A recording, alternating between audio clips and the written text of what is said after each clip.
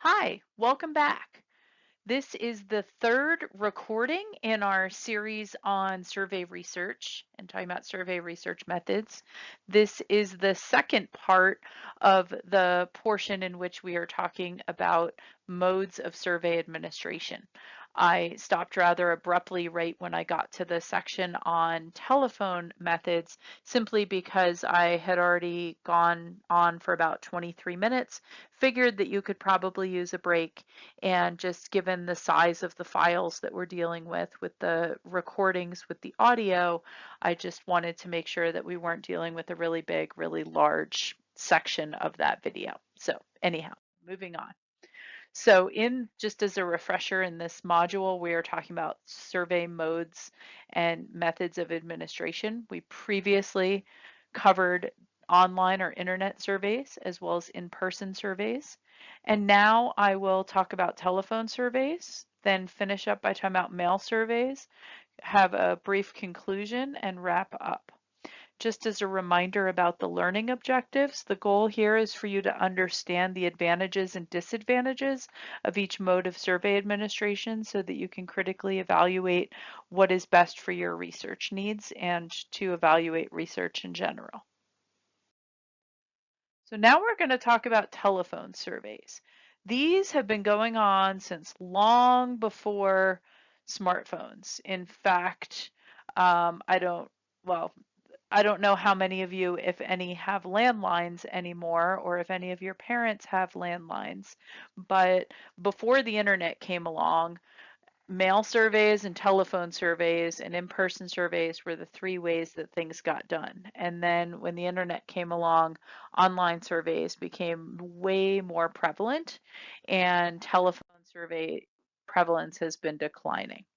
A lot of the reasons why fewer surveys are conducted via telephone is that many people just don't answer their phone. Let me ask you, if you see on your phone, let's say that your phone rings and you have a number for an incoming call and you don't recognize that number, are you going to answer it? I will admit that I do not always answer calls if I don't recognize the number that's coming in. I get a few too many telemarketing calls and other junk calls on my cell phone, so I will admit that I will sometimes ignore those unless I know who it is. So between caller ID and just not recognizing numbers, people don't pick up the phone as much and they're more likely to let things roll over into voicemail. However, telephone surveys can still be used, especially as a supplement to other modes of survey administration. So for example, let's say that you're doing an online survey and you find that there are certain people who have not responded after receiving a few reminders and you happen to have phone information for them. You may be able to call and encourage them to participate. So in order for that to work, you do need their phone number. So in terms of telephone design and administration, there's a lot about it that's very similar to what I mentioned earlier about the in-person administration. In other words, just like we have CAPI, computer assisted person interviewing, we can also use computer programs called CADI, or computer assisted telephone interviewing, in which surveys are programmed into software and then interviewers read the questions to the participants. In other words, the way surveys are often done over the phone is very, very similar, if not identical, to how they're done in person. The difference is that the interviewer is asking these questions over the phone rather than being there face to face. But the software and the process is otherwise often the same. So for that reason, the same issues apply based on what I mentioned previously. And this method does require having interviewers and training them on how to ask the questions and how to conduct the interview. Similar to in-person interviewing, I encourage you to think about social psychology and the implication that that has for asking sensitive questions as well as dealing with confidential issues. So in some ways, confidentiality is easier to address in telephone interviews than it is in person. You don't see the person, you don't know what they look like, but many of the same issues do still apply. Now we'll go on and talk about mail surveys.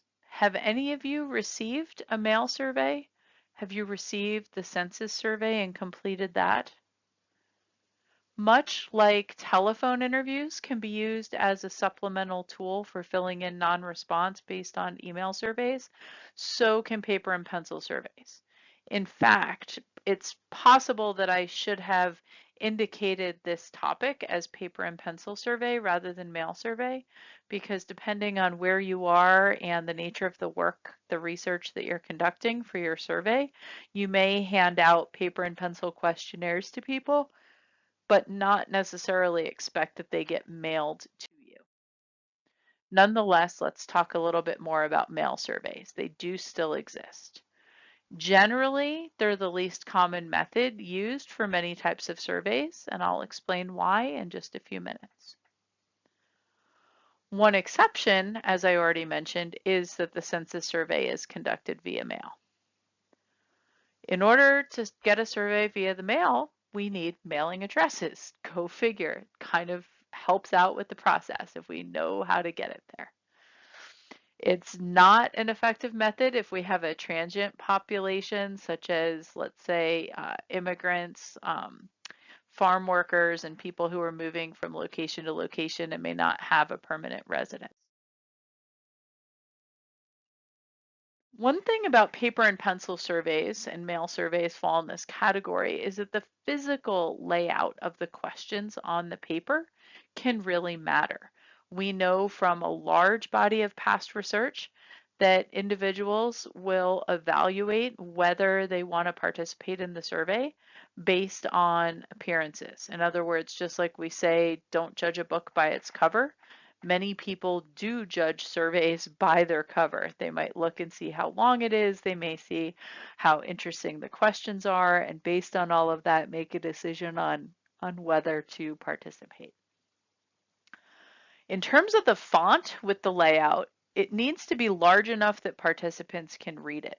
For example, in my research with older adult working individuals, we tend to prefer a 14-point font over a 12-point font or something smaller, simply because I hate to break it to you, but at some point our vision tends to decline a bit with age, and so having that larger font size can make the survey easier to read. As I indicated, there is a large literature about survey formatting, and in short, just having it look nice, clean, neat, easy to follow, and using the white space effectively goes a long way. One issue with administering mail surveys is that they can be really expensive. This is because we have to print them, so we have the cost of the paper, excuse me, but we also have the cost of mailing the survey and then also data entry on the back end when we get the surveys back. Typically, surveys are mailed out as well as provided with or included with the survey are prepaid postage return envelopes, so that if you get a survey in the mail, all you have to do is fill it out and send it back without having to hunt for a stamp or having to incur a cost on your own in order to return the survey. Another issue with mail surveys and paper and pencil questionnaires is that they're typically self-administered. So in order for the data collection to go well and to have high quality data, it's very important that the instructions to participants are clear and easy to follow. It's unbelievable how often, in my experience, people will make mistakes and not follow instructions. That said, I think I'm guilty of having completed some surveys without having always read the instructions myself. But when it's self-administered versus guided by an interviewer or based on programming in an online survey, we're really at the mercy of the participant to fill out the survey properly. And lastly, we have to enter the data when we get the surveys back. So online surveys, the data go right into the computer, and with in-person and telephone interviews conducted by an interviewer using a CADI or a CAPI system, the data get input into the computer as well. And occasionally, depending on what happens, you can end up with some challenges interpreting people's handwriting. and having responses where there might be an X marked between two options and you're not sure which one that is. So in short, the data can be a little bit messy. So what do we do about all this? Dillman, Christian, and Smith, who authored the what we think of as the Bible of how to go about conducting survey research, really advocate for a mixed mode approach. In other words, don't just rely upon one mode of data collection for your research.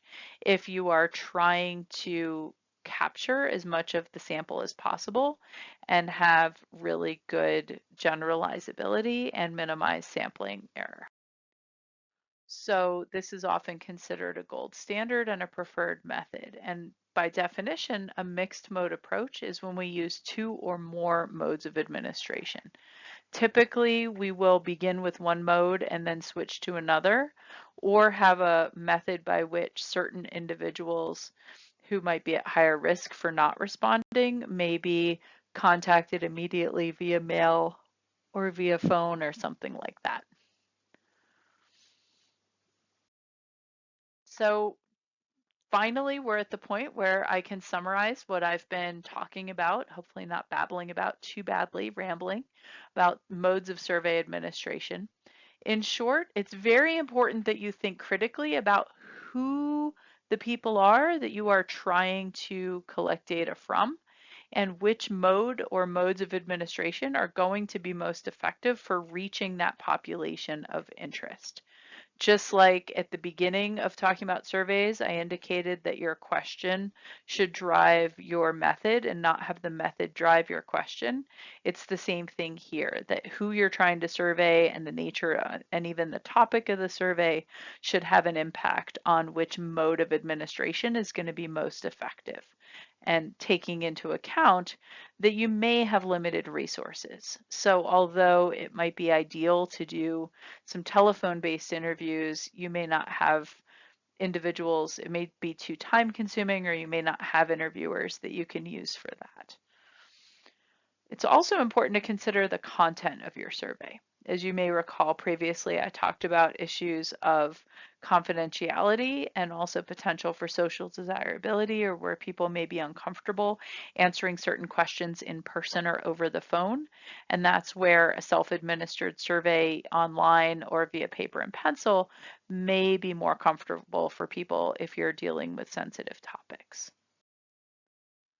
Here is a reference for the book I mentioned that was co-authored by Dillman, Smith, and Christian. And if you would like more information about surveys and survey modes and best practices, I highly encourage you to check out this book. This concludes our lecture on modes of survey administration. And next we'll move on to the topic of getting practical and what are the steps involved in conducting well-designed surveys. Thank you so much for your time and attention.